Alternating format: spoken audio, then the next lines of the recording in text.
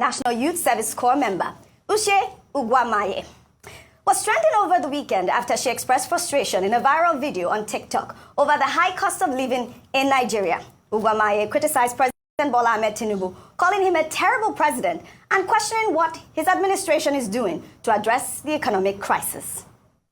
This video, I just want to say to our president, I don't know if there have been any other president that is terrible, but you are such a terrible president. It is so hard. So I'm coming from the supermarket where I went to get foodstuffs and everything has gone up again. It's just like every single week prices increase.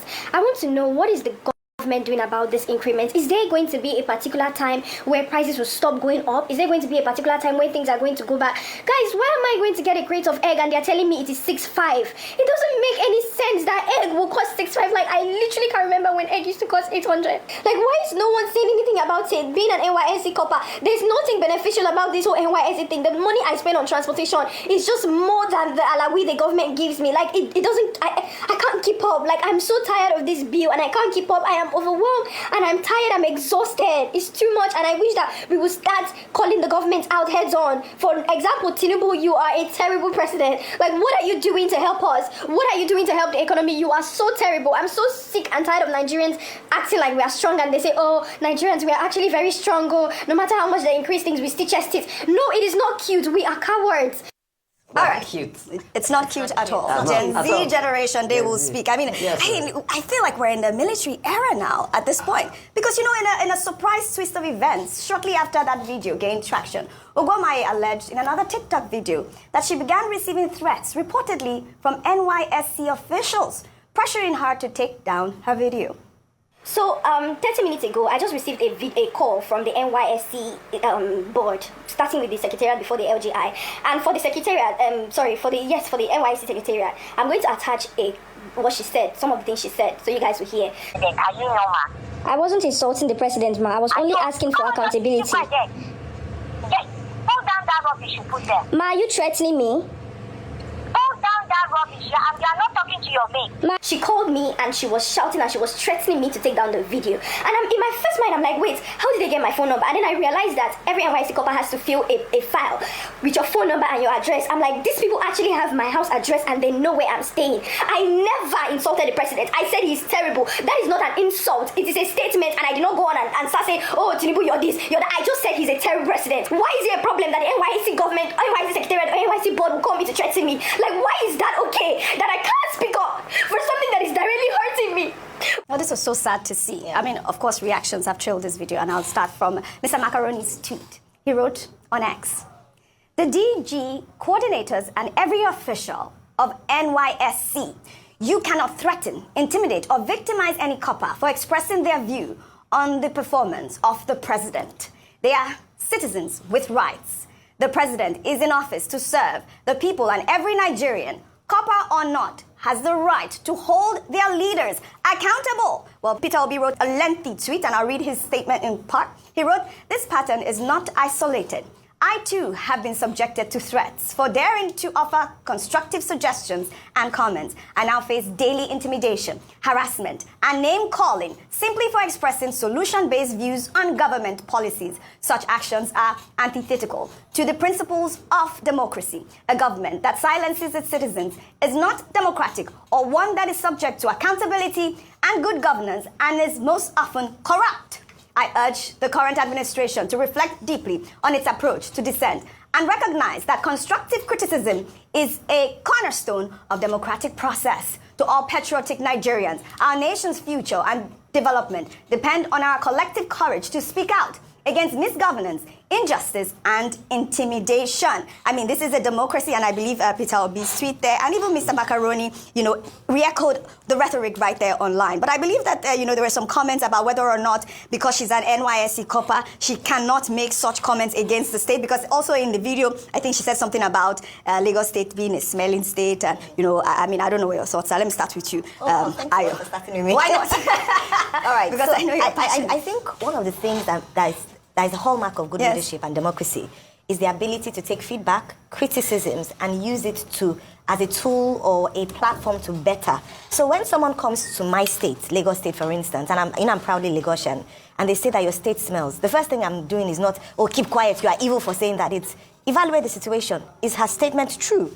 Why has she come to say it? Why did she say that? So people come, even some people send me messages that, oh, yeah, you're Lagosian, so you should be ashamed of yourself for not defending. It's not about defending. It's actually the love for the state that would make me want to see what outsiders perceive, and even inside people that live here. And if it's true, let's fix it. If Lagos is smelly, let's fix it. It's not a permanent thing. And we've often talked about refuse management, even the rivers and the streams. So it's her opinion, and she said that, and a number of people have also opined of the same thing. But now let me go to the main story around what you said about militarization of democracy, as we seem to see it in Nigeria, and it's such a sad situation.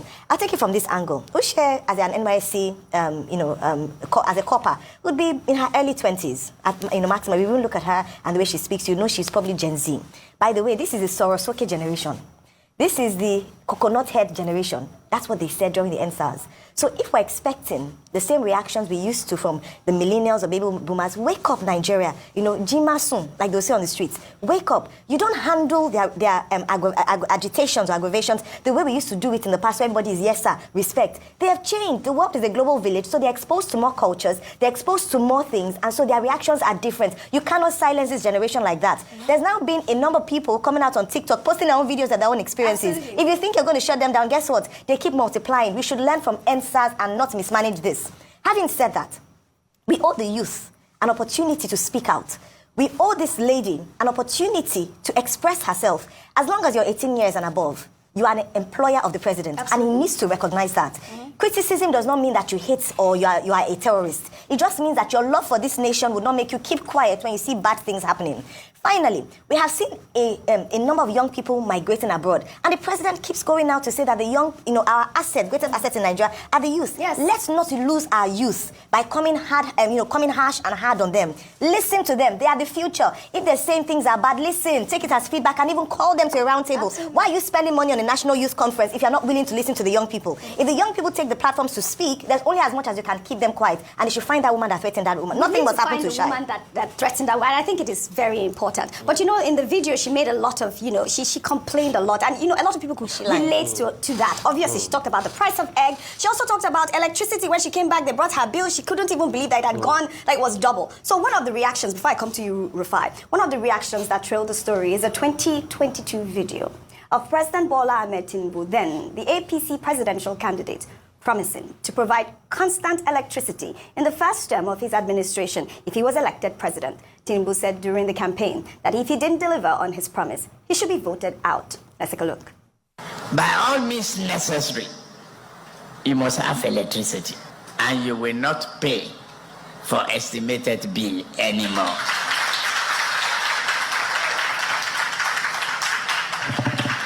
A promise made will be a promise kept. If I can't keep the promise and I come back for second term, don't vote for me. That's the truth. Unless I give you adequate reasons why I couldn't deliver. All right. Electricity is one of the biggest problems at this point. I mean, in fairness to him, he's only done 18 months, right? So we're hoping that by the end of his first term, like President Bola Ahmed Tinubu has promised, these our Band A electricity issues will be resolved. Rufai, on fire. It's done 658 days. 658, okay. Days. See, Oji, I don't know why people that criticize the loudest, when you criticize them, it's like pouring atari on their body. It pepper and scratch them. In fact, people that criticize the loudest, when you criticize them, it's like pouring wirikbi. You know what they call it? No, I don't know what that is. Wirikbi. It's an itchy leaf. Oh, really? That we have. Okay. In Yoruba, it's called wirikbi. The same APC that shocked Jonathan, did give him breathing space, that we're praising as the bastion of opposition. Now, they are acting like this wirikbi on their body when we criticize them. The truth is, when we talk, Oji, please, if you had pointed out one lie in what that Rayi girl said, I will condemn her. All the things she said is perfect. Because now they are carrying propaganda, food prices are going down. Has egg prices gone down? No. The food prices have gone down. Has it gone down back to the 2023 level that President Tinubu met it? What a lot of Nigerians are just saying is quintessentially what Mama Rufai Oseni, Tayo Oseni will always say. And my mother will always say, unquote, Orishabo le gbemi, ojeshemi bo ti bami. Dear deity, if you cannot make my life better, return me to where you met me. What we are just telling President Tinubu is, At least ensure that the prices go back to the prices you made foodstuff in 2023. The girl is complaining. The girl said this is the first time she's leaving her parents' home. And she has to pay bills herself. But she's now feeling what it is. Cross River Watch, I can't verify that story. I'm not very good, but Cross River Watch was saying this girl's father was a former immigration official that passed because he too went out to protest as regards a case where Nigeria had failed them. Really? Wow. Yes, that's what Cross River Watch. So she's an activist. So that's what Cross River Watch was about. I've not independently verified the story, but I have to also, call Agba Jalingo and say, let's get to the end of that story. But when you look at it, she's talking about the things that are happening. Yes. And for those that have been criticizing her, that have been saying all sorts, that said, somebody also came out recently to say, once you sign up for NYSC, it's part of your code. You must not speak against the government. That's not true. Some people, they misrepresent facts. When you check the code, NYSC Act Section 13, it's not an offense under the NYSC bylaws, criticizing the president or the government. So please, those that are misrepresenting facts should forget it. And the same NYSC has the nerve, the unmitigated temerity to threaten this girl. This same NYSC, that when you check one of their handbooks, they were telling you then that ensure you have somebody to call when they kidnap you so that you know how to pay ransom. People have been kidnapped in the NYSC. What did the NYSC do? Ayo, we shared a case the other day. Thank you.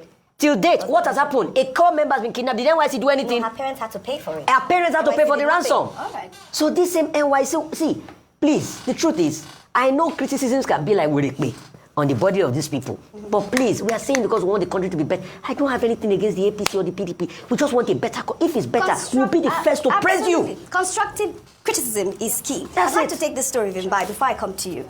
In the meantime, former Kaduna State Governor Nasiru El-Rufai was trending over the weekend after he revealed that political leaders were aware of the controversy surrounding President Bola Ahmed Tinubu's academic records in Chicago before the 2023 presidential election, but still supported him. He said they hope Tinubu will replicate his achievements in Lagos at the national level, while El-Rufai spoke to BBC Hausa. Let me take some tweets. This is from Simon, who wrote, LOL.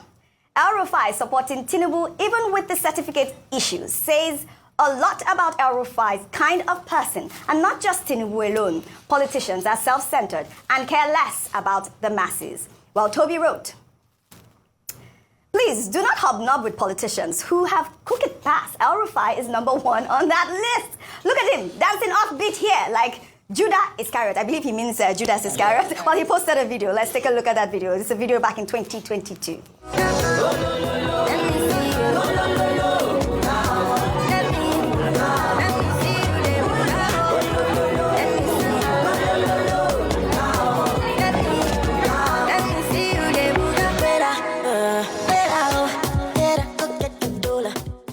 Let me see you go, lo, lo, lo, go. This is the same man dancing during the campaign season with President Tinubu, saying he will never leave the APC. Now he's gone to the SDP, and he's about to open all the cans. Open them, the can of worms. We encourage it. Yeah, I know you love that. But also, what does it show? It just shows that, either El-Rufai cannot be trusted, politicians cannot be trusted, like the last Twitter user alluded to. I believe it's Dele Farosimi who said we should not die in their war because they know themselves. At the center of this is integrity. Yes. Because, yes, you're now here calling people out and opening the can of worms and exposing all of the things that you were complicit to. You were part of this. But because suddenly, as much as he continues to deny that, no, it's not because, this administration doesn't favor him, it looks more and more daily like this is because he did not get that ministerial slot that he was vying for. Let's see what they're working towards and how this particular strategy towards 2027 will play out. But, Oji, it points back to the issue of we too, as voters, as citizens, need to also focus on issues during elections. Absolutely. As opposed to, I was reading a book called, funny enough, the book is called Dictators, but it's around how leaders have built cults, personality cults, like Donald Trump, like where we get to a point where people are no longer talking about issues. They just sort of blindly follow a personality because of their belief in that person. And really, this is a model that was created in political strategy in order for people not to focus on issues, in order for people to just blindly follow individuals. So I'm not saying there's anything related to a dictatorship here, but what I'm saying is that we're seeing this trend where it's always about pushing personalities. It's guys, bye-bye, it's this, it's this, it's this. And it leads to the deterioration of the political space. Now, very quickly on the NYSC, on the COPA and so forth. Oji, I lived in Zimbabwe at a time. I will always speak about my support for Robert Mugabe. But one thing about Robert Mugabe is that you would not dare say his name in public. Even when you said his name in the house, you would whisper, the president, because you were scared of the consequences. That's number one. Number two, Uganda. I spent a lot of time in Uganda. Just dare say Museveni's name in public. You would never, even if you're behind closed doors, M7, the president. We can't allow Nigeria to get to a place where people cannot open their mouths to call the name of their leader. She has every right. Nobody is more Nigerian than the next person. She has every right to vocalize herself. Yes, she has her own unique way of vocalizing herself. But did she break any laws? No, she did not. She did not. So I think there's a conversation that needs to be had here around just allowing freedom of speech, allowing people are frustrated. This is a safer way for people to vent their frustration than, because remember already, we've seen the controversy around people planning protests. You've already said people can't protest because you now start calling it a coup, you start calling it several other things. So now people can't go on TikTok. And so where are we supposed to have an outlet to express our frustrations? So that's just very lastly, I know you need to go to your last story. Very lastly, there's now a conversation around NYSC itself. That is Several people are saying, is it still relevant? Should it still be in existence? Or how does it need to be amended to become relevant to this current time? Because it was a post-war initiative for unity. But in this day and age now, how can we reform it so that it can still be relevant to the values we're trying to achieve now? Absolutely. Thank you, Vimbai, for sharing that experience about Mugabe. I mean, this absolutely is Nigeria, and we are practicing a democracy. It is not a dictatorship. And Miss Hey guys, thank you so much for watching this video to this point, but I want to add my own or lend my voice to this conversation.